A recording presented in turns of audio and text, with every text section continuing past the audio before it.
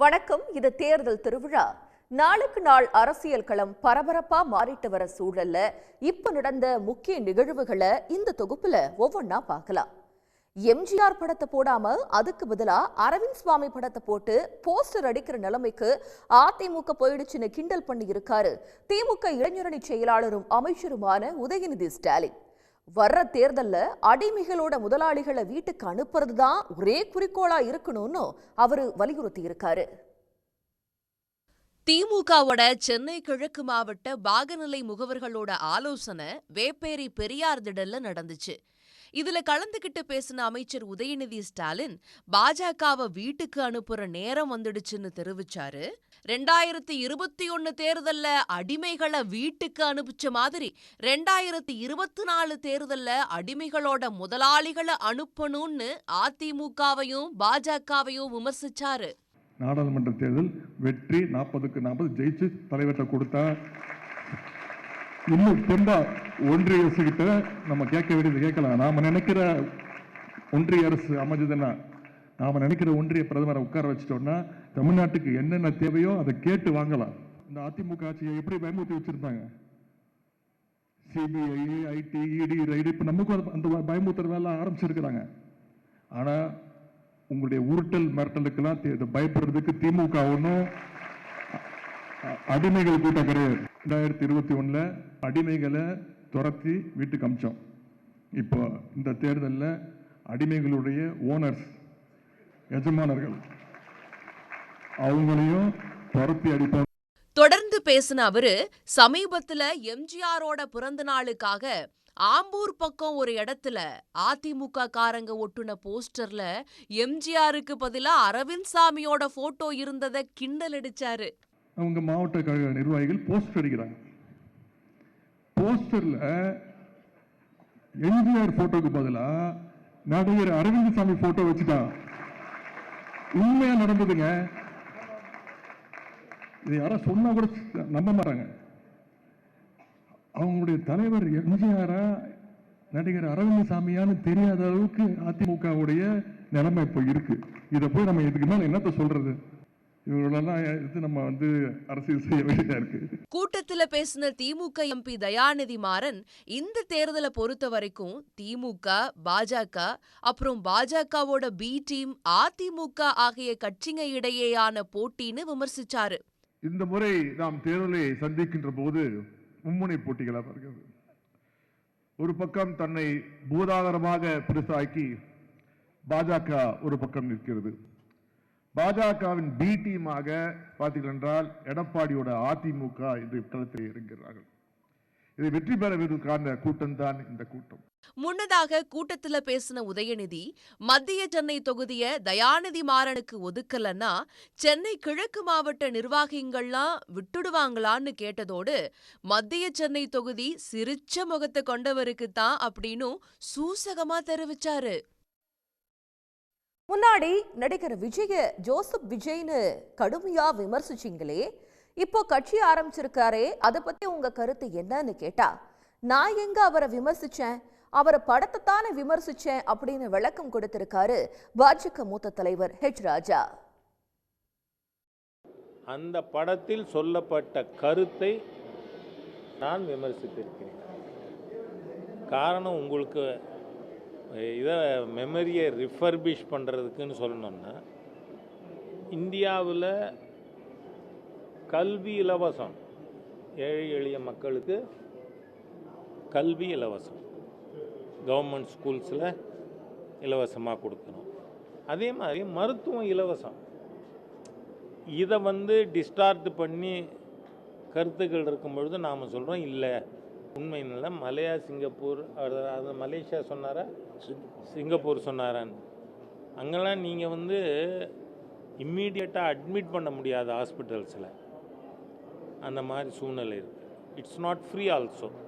அதனால் அதை சொன்னோம். நம்ம அந்த படத்தில் வந்த கருத்தை நாம் சொல்லப்போனால் நம்மளோட விளக்கத்தை கொடுத்தோம், அவ்வளவுதான்.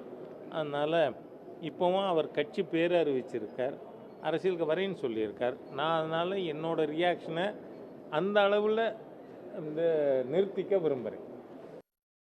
தமிழ்நாட்டுல ஒன்னு திமுக ஆட்சிக்கு வரணும், இல்ல அதிமுக ஆட்சிக்கு வரணும். இந்த ரெண்டு கட்சிகளை தாண்டி யாரும் வரக்கூடாதுன்னு சொல்லியிருக்காரு SDPI கட்சியின் தமிழ்நாடு மாநில தலைவர் நெல்லை முபாரக். தவறுகளை எப்பொழுதும் நாங்கள் நியாயப்படுத்தவில்லை. ஆனால் அதே நேரம் பாஜகவிற்கு எதிராக பாஜகவிலிருந்து வெளிவந்திருக்கிற அதிமுகவை தமிழ்நாட்டில் நான் தொடர்ந்து அதனை சொல்லிட்டு இருக்கேன். திமுக அல்லது அதிமுக இந்த இரண்டை தாண்டி இன்னொன்று வரக்கூடாது என்பதுதான் எங்களது நிலைப்பாடு. அந்த வகையில் திமுக அதிமுக இரண்டும் தமிழகத்தின் மக்களுக்காக உழைக்க வேண்டும் என்கிற கோரிக்கையோடு நாங்கள் தொடர்ந்து செயல்பட்டு கொண்டிருக்கிறோம். 2004ஆம் ஆண்டு தேர்தல்ல பாஜகவுடன் கூட்டணி வச்சது தவறான முடிவுன்னு ஜெயலலிதா சொன்னது மாதிரி 2021ல அவங்களோட கூட்டணி வச்சது தவறுன்னு சொல்லிட்டு இப்போ எடப்பாடி பழனிசாமி கூட்டணியை முறிச்சிருக்காருன்னு அதிமுக MP தம்பிதுரை சொல்லியிருக்காரு. 2021 கூட்டணி அமைத்தோம், இல்லை என்று சொல்லவில்லை. எப்படி அம்மா அவர்கள் 2004 நடைபெற்ற தேர்தல் தவறான ஒரு தேர்தல் நடைபெற்று முடிவெடுத்தேன் என்று சொன்னார்களோ, அந்த முடிவை தொண்டர்களுடைய அனுமதியோடு 2 கோடிக்கு மேற்பட்ட அனைத்து இந்திய அண்ணா அவருடைய குரலுக்கு ஏற்ப அவர்களுடைய அனுமதியை கேட்டு அவரால் இச்சை எடுக்காமல் தொண்டர்கள் முடிவுக்கு ஏற்ப பாரதிய ஜனதா கூட்டணி இல்லை என்ற ஒரு முடிவை எடுத்திருக்கின்றார். எந்த கட்சியோடாவது கூட்டணியா இல்ல தனியா தேர்தல்ல சந்திச்சு களம் காண போறாங்களா அப்படின்னு இன்னும் பாஜக தரப்புல இருந்து தெளிவான ஒரு அறிவிப்பே வெளியாகாத நிலையில தேர்தல் பிரச்சாரத்திற்குன்னு 38 குழுக்களை அமைச்சிருக்கு. அதுல என்னென்ன அப்படின்னு இப்ப பார்க்கலாம்.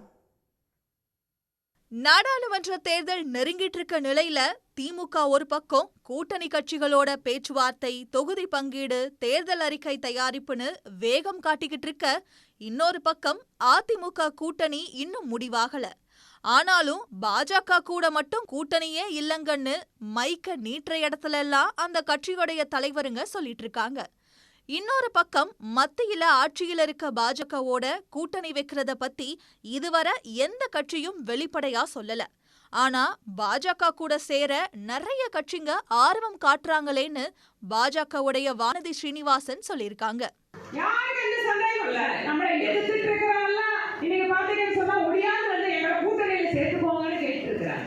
அப்படிப்பட்ட சூழல் மாறிக்கொண்டிருக்கிறது. ஆனால் நம்முடைய பங்கு என்ன தெரியுமா? 2019 மிகப்பெரிய ஒரு ஏமாற்றத்தை கொடுத்தோம். நாடு முழுக்க மோடி அவர்களுக்கு வாக்களித்த போது இந்த தமிழ்நாடு மட்டும் மோடி அவர்களுடைய பக்கம் நிற்காமல் மிகப்பெரிய தவறு எடுத்தோம். ஆனாலும் அந்த பெரிய மனசு எப்படி தெரியுமா? எந்த ஒரு திட்டத்திலையும் தமிழ்நாட்டுக்கு அவர் குறை வைக்கணும். நாமெல்லாம் ஒரு சிலர் எலெக்ஷன் இருந்தா கூட இந்த ஏரியாவில் எனக்கு ஓட்டு போடல, இந்த மக்களுக்கு பண்ணணுமான்னு யோசிப்போம். ஆனால் தமிழ்நாட்டுக்கு ஓடி ஓடி வர்றாரு, தேடி தேடி கொடுக்கிறாரு மோடி.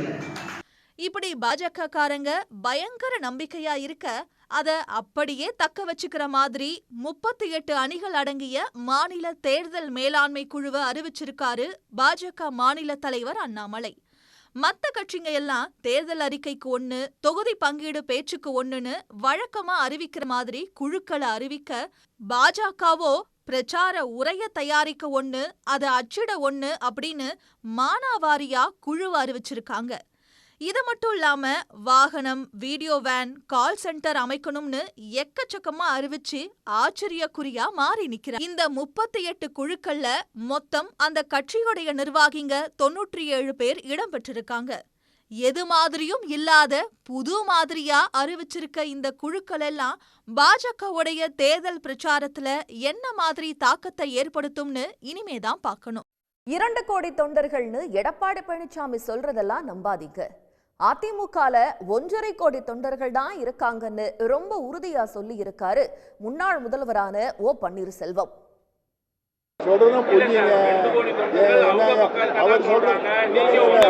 அவர் சொன்னதை சாட்சியா கேட்கறீங்க. பொய்யுங்க, பூரா பொய்யுங்க, பேசுறீங்க. 2 கோடி தொண்டர்கள் யார் பக்கம் இருக்காங்க? 1.5 கோடி தான். 2 கோடி தொண்டர்கள் அம்மா இருக்கும்போது இளைஞர் இளம்பெண்கள் பாசறையான 34 லட்சம் ஓட்டுகளை தொண்டர்களையும் சேர்த்து அம்மா ஒன்றை தடுப்பதையும் சொன்னாங்க. இது எங்கே 2 கோடி பொய்யுங்க.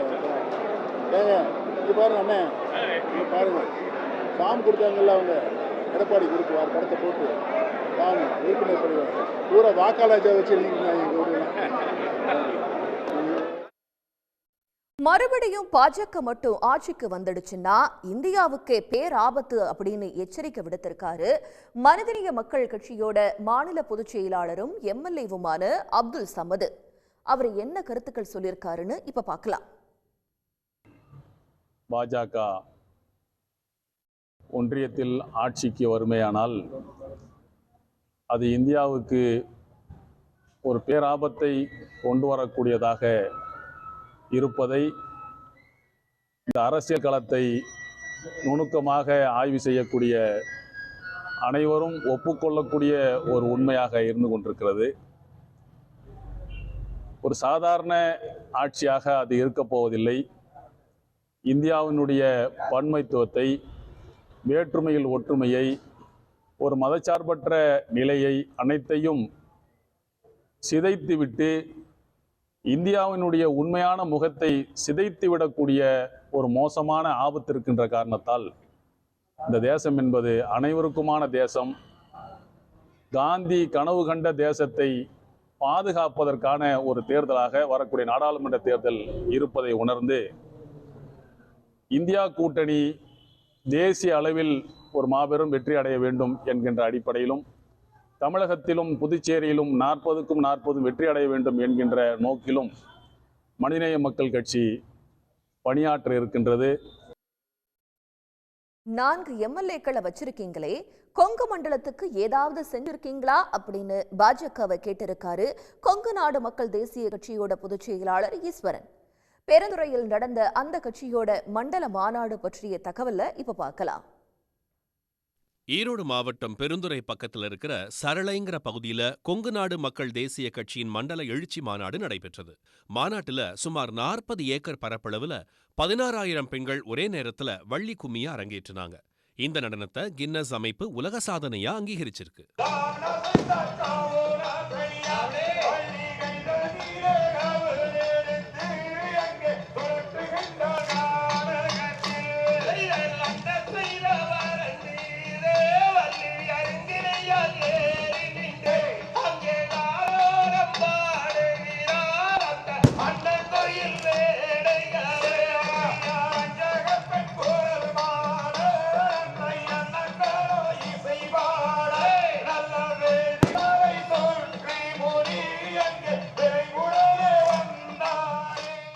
பின்னாடி மாநாட்டில் பேசின கொங்கு நாடு மக்கள் தேசிய கட்சியோட பொதுச் செயலாளர் ஈஸ்வரன், கொங்கு மண்டலத்துல ஜவுளி உள்ளிட்ட தொழில்கள் நலிவடைய ஒன்றிய பாஜக அரசோட தவறான கொள்கைகளை காரணம்னு குற்றம் சாட்டினாரு.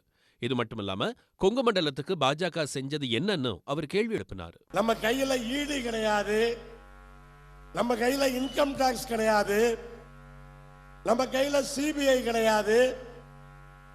இப்படி எதுவுமே இல்லாமல் ஒரு அன்புக்கும் பாசத்துக்கும் இவ்வளவு கூட்டம் இங்கே நாம் கூடியிருக்கிறோம். ஒரு எம்பி, ஒரு எம்எல்ஏ சட்டமன்றத்துக்கும் பாராளுமன்றத்துக்கும் போய் ஒரு எம்எல்ஏ கிளிப்பானான்னு கேட்டாங்க.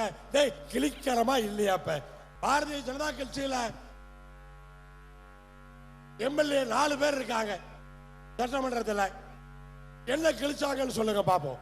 அந்த 4 பேரும் இந்த கொங்கு நாட்டுக்கு என்ன கிழிச்சாங்க?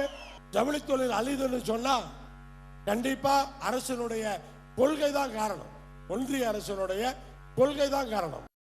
இதுக்கிடையே மாநாட்டுக்கு வாழ்த்து தெரிவிச்சிருந்த முதலமைச்சர் ஸ்டாலின், நாடாளுமன்ற தேர்தல் நெருங்குற நேரத்துல நம்ம கவனம் எல்லாத்தையும் திசை திருப்புற முயற்சி நடப்பதா தெரிவிச்சிருக்காரு. அந்த சூழ்ச்சிகளை கடந்து எல்லா தொகுதிகளையும் வெல்லணும்னு தன்னோட வாழ்த்துல முதலமைச்சர் குறிப்பிட்டிருந்தார். மேலும் திமுக சார்பில் அமைச்சர்கள் மா சுப்பிரமணியன், சு முத்துசாமி, மு.பே. சாமிநாதன் ஆகியோர் இந்த மாநாட்டில் கலந்துகிட்டாங்க. கட்சி தொடங்கிட்டாருல்ல, அப்புறம் ஏன் இந்த தேர்தல்ல போட்டியிடாம அடுத்த தேர்தல்ல தான் போட்டின்னு சொல்லி இருக்காருன்னு விஜயோட அரசியல் கட்சி பற்றி கேள்வி எழுப்பி இருக்காரு இந்திய குடியரசுக் கட்சியோட தலைவர் சேகோ தமிழரசன். நான் போய் குடியரசுத் தலைவர் நாளைக்கு போட்டியிடுகிறேன் சுயேட்சா அப்படின்னா கூட யாரும் தடுக்க முடியாது. இந்தியாவுடைய ஜனநாயக அமைப்பு அப்படிப்பட்டது. வேற எந்த ஜனநாயக நாட்டிலையும் உலகத்துல அப்படிப்பட்ட உரிமை கிடையாது. அதனால கட்சி அதுக்கே அப்படிப்பட்ட உரிமை இருக்கிற போது கட்சி தொடங்குவதற்கு என்ன, யார் மக்களுக்கு பணியாற்றுவதற்கு சீரிய கொள்கைகளோடு உழைப்பதற்கு தங்களை அர்ப்பணித்துக் கொள்வதற்கு முன் வருகிறார்களோ அவரெல்லாம் கட்சி தோணுனா யார் நமக்கு என்ன, அதெல்லாம் செய்யணும். நாடாளுமன்ற தேர்தலில் யாரோட கூட்டணி இல்லை, ஆனால் எங்களுக்கு வந்து இலக்கு 2026 சட்டமன்ற தேர்தல் தான். அவருடைய தேர்தல் திட்டத்தை அவர் சொல்லியிருக்காரு. ஆனா என்ன கேட்டா தொடங்கியவர் இந்த தேர்தலையே போட்டியிடலாம் தொடங்கியாச்சு, அப்புறம் அப்பதான் போட்டியிடுவேன்னா இப்படி களத்துக்கு வருவேன்னு.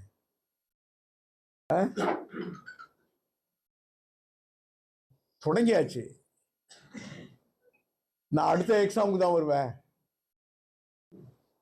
இந்த எக்ஸாமுக்கு வரமாட்டேன்னு சொல்வது என்பது அது வேண்டுமானால் அவர் இன்னும் போதிய கட்டமைப்பு இல்லை அப்படின்னு நினைக்கிறாரோ என்னமோ. ஆனால் தொடங்கிட்ட பின்னாடி கடன் காணலாம். வேலூரோட எம்பி கதிர் ஆனந்தின் வீட்டை அமலாக்கத்துறை தட்டுன்னு கேவி குப்பம் தொகுதியில பாஜக தலைவர் அண்ணாமலை பேசியிருந்தார்.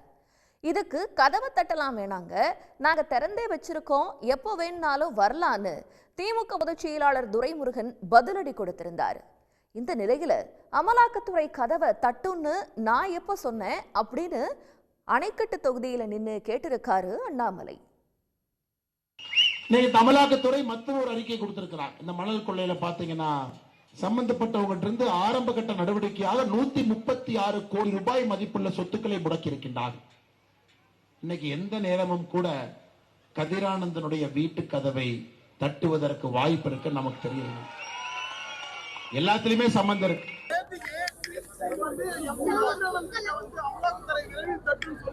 நான் சொல்லலையா, அப்படி சொல்லலையே. அமலாக்கத்துறைங்கிற வார்த்தையை பயன்படுத்தினா அமலாக்கத்துறை மற்றொரு அறிக்கை கொடுத்திருக்கிறார். அமலாக்கத்துறை மற்றொரு அறிக்கை கொடுத்திருக்கிறார். எம்பி கதிரானந்தன் வார்த்தையை பயன்படுத்தினா கதிரானந்தனுடைய வீட்டு கதவை தட்டுவதற்கு வாய்ப்பு இருக்கு நமக்கு தெரியும். அமலாக்கத்துறை மற்றொரு அறிக்கை கொடுத்திருக்கிறார். இந்த மணல் கொள்ளையில பாத்தீங்கன்னா சம்பந்தப்பட்டவங்க இருந்து ஆரம்ப கட்ட நடவடிக்கையாக 136 கோடி ரூபாய் மதிப்புள்ள சொத்துக்களை முடக்கி இருக்கின்றார். இன்னைக்கு எந்த நேரமும் கூட கதிரானந்தனுடைய வீட்டு கதவை தட்டுவதற்கு வாய்ப்பு இருக்கு நமக்கு தெரியும். எல்லாத்திலுமே சம்பந்தம் இருக்கு.